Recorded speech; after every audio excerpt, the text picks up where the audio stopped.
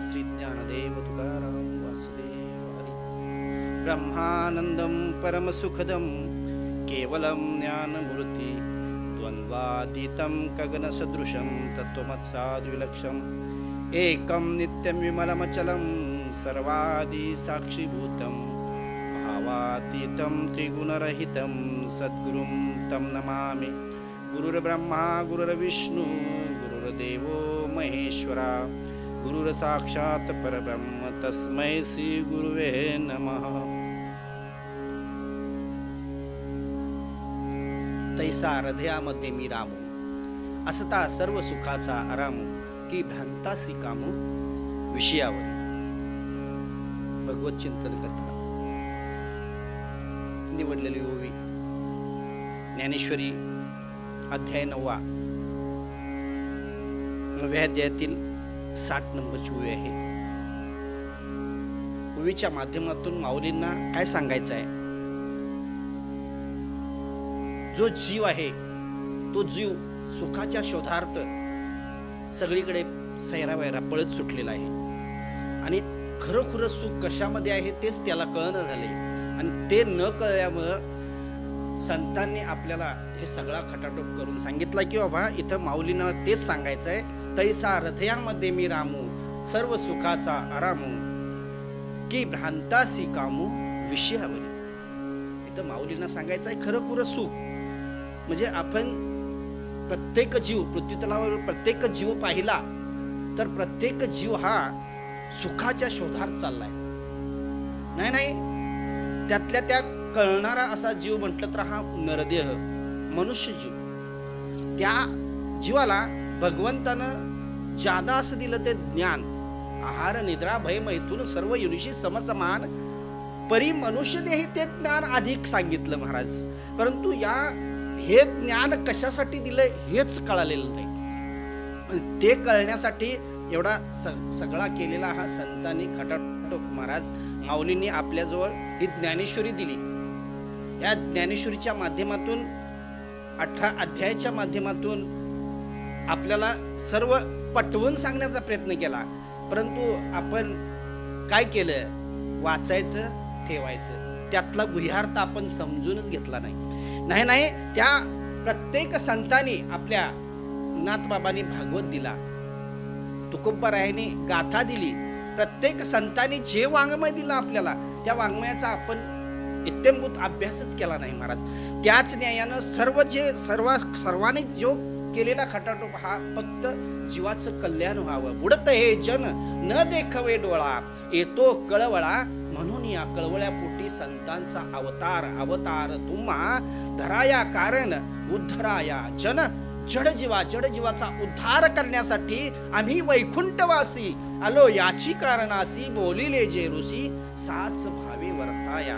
म्हणजे जे कार्य पूर्ण करून त्यांना वरची पदवी मिळाली परंतु ती पदवी लाथाडून तिथून परत हे जन कुठंतरी बुडायला लागले त्यांना चांगल्या सरळ मार्गावर आणण्यासाठी मोडून या वाटा सूक्ष्म दुस्तर केला राज्यभार चाले ऐसा.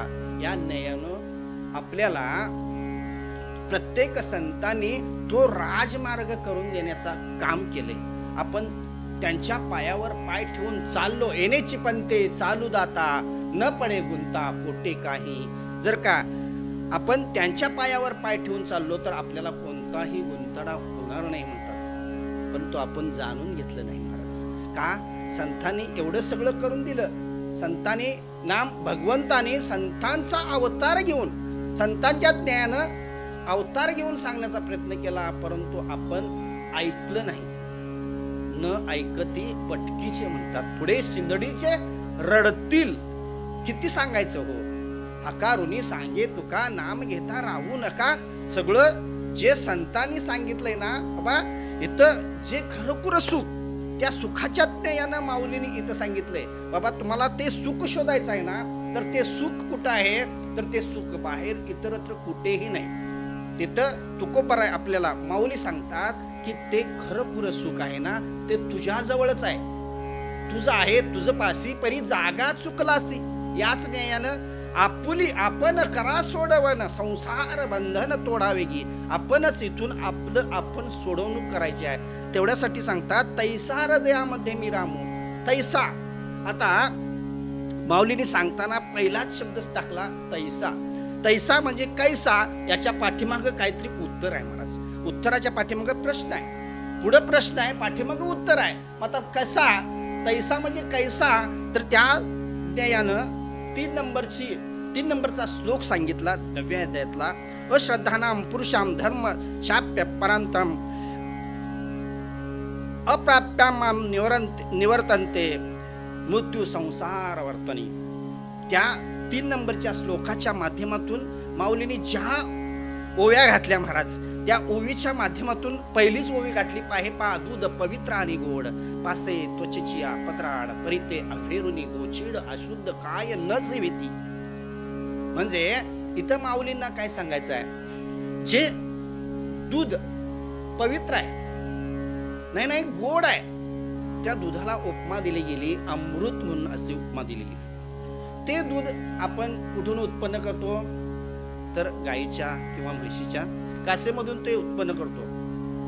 आणि ते उत्पन्न करत असताना त्याच ठिकाणी असणारा गोचीड म्हणजे तो त्या कासेवर चिटकून बसलाय.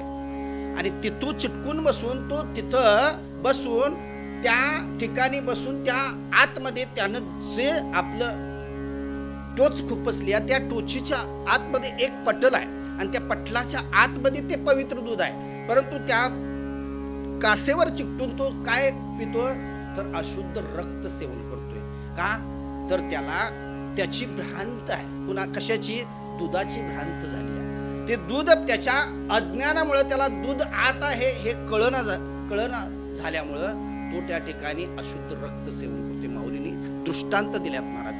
कारण का, माऊलीने जे गीतेवर भाष्य केलं, गीता अलंकार नाम ज्ञानेश्वरी ब्रह्मानंद लहरी प्रगट केली, या न्यायानं गीतेवर जे भाष्य केलं त्या भाष्याच्या न्यायानं माऊलीने सोप्यात सोपी भाषा करून माझा मराठाची बोलू कौतुके, पै अमृतातही पैजा जिंके, या न्यायानं आपल्याला ही ज्ञानेश्वरी गीतेचं लेकरू म्हणून माऊलीने आपल्याला तयार करून दिली. आणि ते त्या तयार करून देताना त्यात भरपूर असे दृष्टांत घातले महाराज.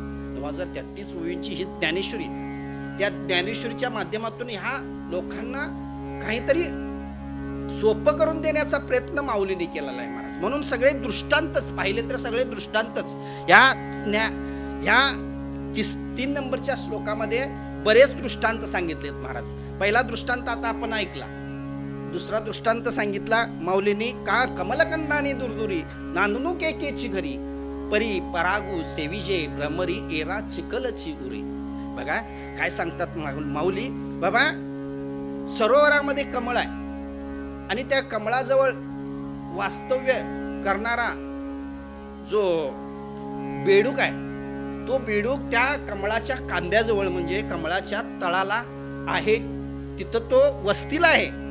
परंतु कमळावर बसून कुठून तरी बाहेरून फिरून येणारा भ्रमर त्या कमळावर बसतो आणि त्या कमळाचं गंध सेवन करतो, कमळाचा गंध सेवन करतो.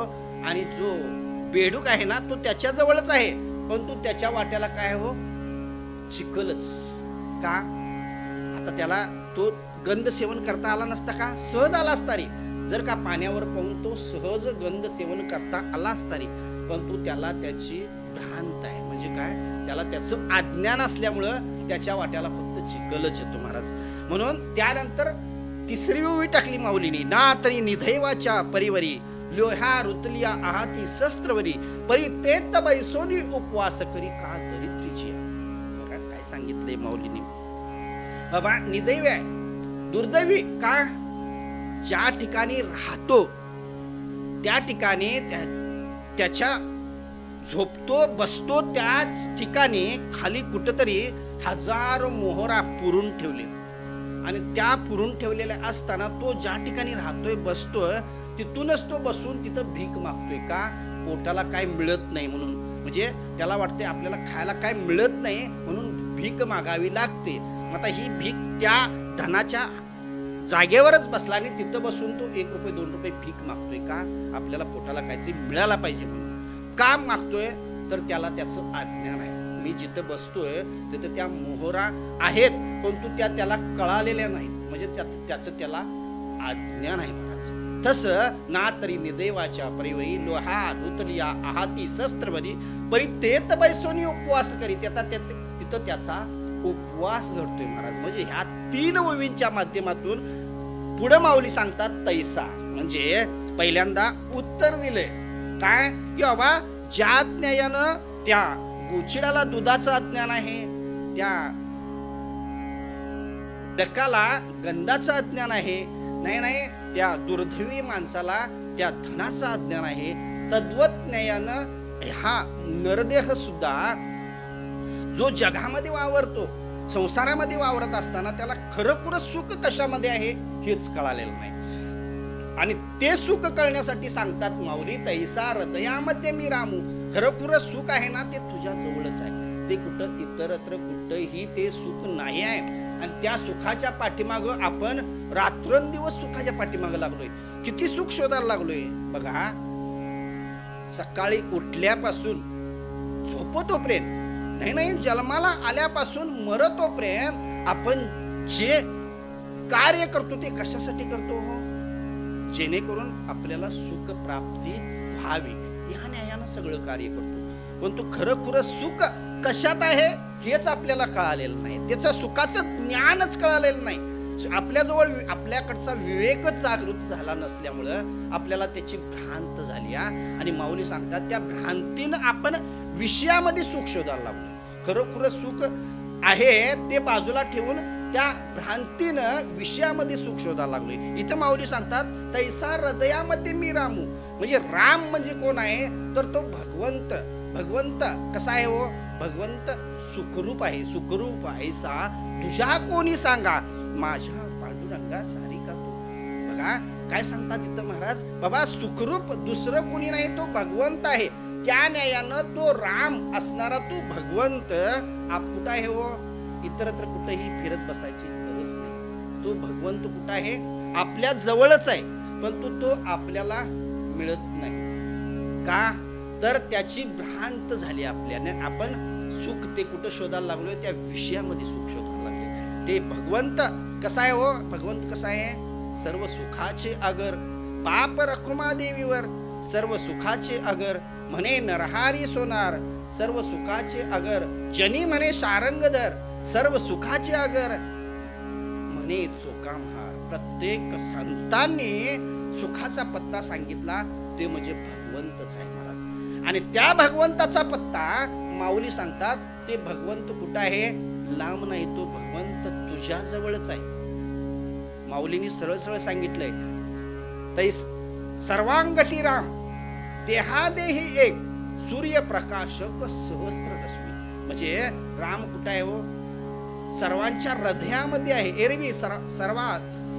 एरवी सदा सर्वांच्या हृदय देसी मी अमुक आहे ऐसी, जी बुद्धिस्प्रे अहरणीसी ती वस्तुगा मी म्हणतात महाराज. का तो भगवंत आहे ना कुठं आहे हो? त्या सगळ्यांच्या हृदयामध्ये, प्रत्येक प्राण्यांच्या हृदयामध्ये असणारा तो भगवंत आहेच महाराज. परंतु त्याची आपल्याला किंमत कळालेली नाही. विठ्ठल जळीस्थळी भरला रिटा ठाव नाही उरला, आजिम्या दृष्टीने पाहिला विठ्ठलची विठ्ठलची.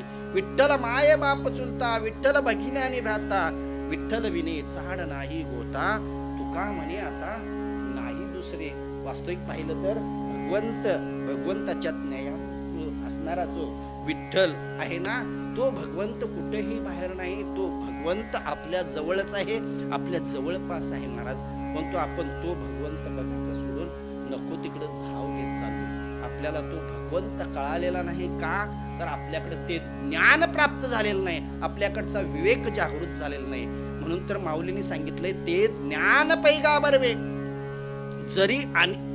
जरी अति आणावे तरी संताया भजावे सर्वस्वेशी. माऊलींना सांगायचं आहे. माऊलींनी तिथं ओवी टाकली तद्वितेन प्रणिपातेन परिप्रश्नेन सवया उपदेक्षन्ति ते ज्ञानम ज्ञानिना तत्वदर्शिना. ते ज्ञान पैगा बरवे, जरी मनी अति अनावे तरी संताया भजावे सर्वस्वेसी. ते गुह्य ज्ञान म्हणजे जे सुखाचं ज्ञान तुला जर का प्राप्त करून घ्यायचं असेल ना, तर ते ज्ञान इतरत्र कुठेही मिळणार नाही. आपल्याला ज्ञान देणारे भरपूर असतील, परंतु खरोखर जे ज्ञान आहे ना, ते ज्ञान फक्त संतांच्या माध्यमातूनच मिळतं. इतर कोणीही आपल्याला ते ज्ञान देणार नाहीत.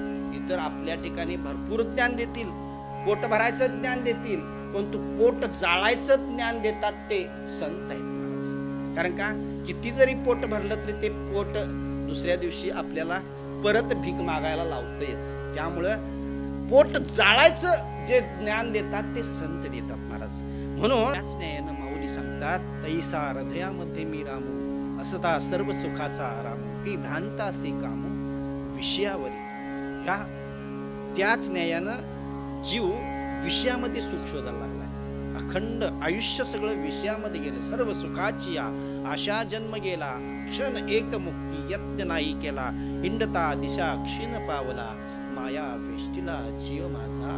अखंड सुख शोधत शोधत अख्खं आयुष्य गेलं महाराज. सगळं आयुष्य गेलं तरी त्या सुखाचा पत्ता काही मिळालेला नाही. म्हणून त्या सुखाच्या त्यानं विषयामध्ये सुख शोधायला लागलाय. का, भ्रांत झाली आहे महाराज. म्हणून तर महाराज म्हणतात काय, तैसा हृदयामध्ये मी रामू, असता सर्व सुखाचा आराम, की भ्रांतासी कामू विषयावरी. भ्रांतानं तो त्या ठिकाणी विषयामध्ये सुख शोधायला लागलाय. आता ते विषय माऊलींनी 5 विषय सांगितले, पंचविषय सांगितले. शब्द स्पर्श रूप रस गंध ही 5 इंद्रिये. ह्या 5 इंद्रियाच्या ज्ञानानं 5 विषयामध्ये तो जीव गुंतून राहिला.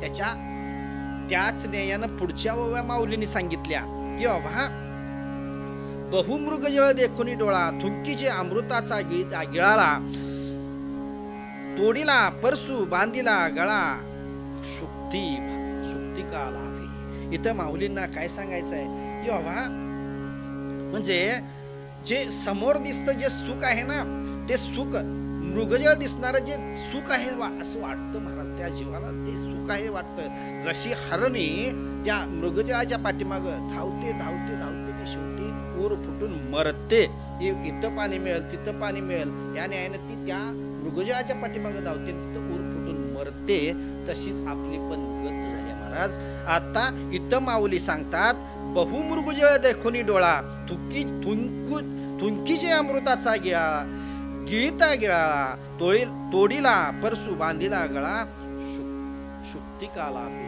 म्हणजे इथं माऊलींना काय सांगायचं आहे, समोर मृगजळ दिसते म्हणून त्या अमृताचा घोट न गिळता तो घोट थुंकून त्या मृगजळाच्या पाठीमागे धावायला लागलाय. नाही, त्याच्या पुढचा दृष्टांत माऊलींनी सांगितला. जसा सुक्तीच्या मागे शुक्ती दिसायला लागली, शिंप दिसायला लागली, कशाच्या न्यायानं चकाका लागली, तर ते चांदी या न्यायानं तिथपर्यंत तो धावायला लागलाय. आणि धावता धावता गळ्यात असणारा परीस तोडून तो धावायला लागलाय. म्हणजे मिळतेलं सुख तो बाजूला ठेवून त्या दुःखाच्या पाठीमागे लागलाय तोच जीव. त्याच्या पुढे पण एक ओवी टाकली महाराज, तैसी अहम ममतेची लवर सवडी, माते न पवती बापुडी, म्हणून जन्म मरणाची दुतडी ढवळतिले म्हणतात महाराज. का, तैसे म्हणजे तसा तो जीव अहम आणि मम याच्यामध्ये गटांगळ्या खायला लागलाय. अहम ममतेची जी दुथडी भरलेली नदी, त्या नदीच्या न्यायानं तो तिथून तो वाहवत चाललाय. का, इकडं अहम आणि इकडं मम म्हणजे आपल्या मी आणि माझं यामध्ये तो जीव पुढून जायला लागलाय आणि त्या ठिकाणी भगवंताला विसरून जायला लागलाय महाराज. मातेन पवती बापुडी, म्हणून जन्म मरणाची दुथडी ढवळतिले. या जन्म मरणामध्ये तो गटांगळ्या खायला लागलाय महाराज. हे रवी. म्हणून इथं माऊली सांगतात, देवाचं म्हणणं काय आहे की एरवी मी तरी कैसा, मुखपती भानू का जैसा, कै दिसे ना दिसे आयसा, वाणीचा नव्हे. माऊलींनी सांगितलं या ठिकाणी भगवंताला काय सांगायचं आहे की बाबा मी कसा आहे हेच कळालेलं नाही महाराज. जसा सूर्याकडे आपण पाहावं आणि सूर्य कोणीही जरी पाहिला तरी त्या पाहणाऱ्याला काय वाटतो, तो माझ्या डोळ्याच्या समोर आहे. तद्वज्ञानं तो भगवंत सर्वा घटी राम सगळीकडे तो भरून उरलेला आहे महाराज, सगळीकडे भरलेला आहे भगवंत. परंतु तोच भगवंत सगळ्यांना समोर दिसतो, परंतु जसा सूर्य दिसतो तसा तो भगवंत आहे. परंतु सूर्याला शेवटी अस्ताला जावं लागतं, भगवंत कधीही अस्ताला जात नाही. तैसा मी नव्हे म्हणतात महाराज. का? तसा जसा वाणीचा नव्हे तसा भगवंत नाही म्हणतात. भगवंत जळीस्थळी काष्टी पाशाने भरून उरलेला विठ्ठल, जळीस्थळी भरला विटा ठाव नाही उरला, आजिम्या दृष्टीने पाहिला विठ्ठलची विठ्ठल. तो भगवंत आपल्या जवळ आहे, परंतु तो भगवंत विसरलाय महाराज. भगवंताला आपण विसरलोय आणि त्या विषयाच्या ज्ञानानं आपण त्या ठिकाणी सुख शोधायला लागलोय. बघा या ठिकाणी शास्त्र काय सांगतंय बघा. शास्त्राला काय सांगायचं आहे की बाबा जसं सुख आपल्या जवळ आहे, शास्त्र सांगतं काय, इथं शास्त्राची एक ब्रीद आहे महाराज. काय?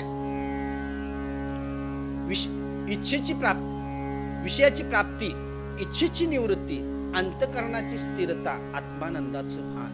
म्हणजे इथं काय सांगायचं आहे, जे सुख आहे ना ते आपल्या जवळच आहे, परंतु आपल्याला ते सुख काय वाटतं, विषयाच्या ज्ञानानं मिळालं. विषयाच्या ज्ञानानं मिळालं. जसं एखादी वस्तू आपल्याला प्राप्त करायची आहे, इच्छा झाली आहे की बाबा एखादी वस्तू, म्हणजे समजा हा मोबाईल, या मोबाईलच्या ज्ञानानं मोबाईल आपल्याला प्राप्त करायचा आहे. इच्छा काय? मोबाईलची.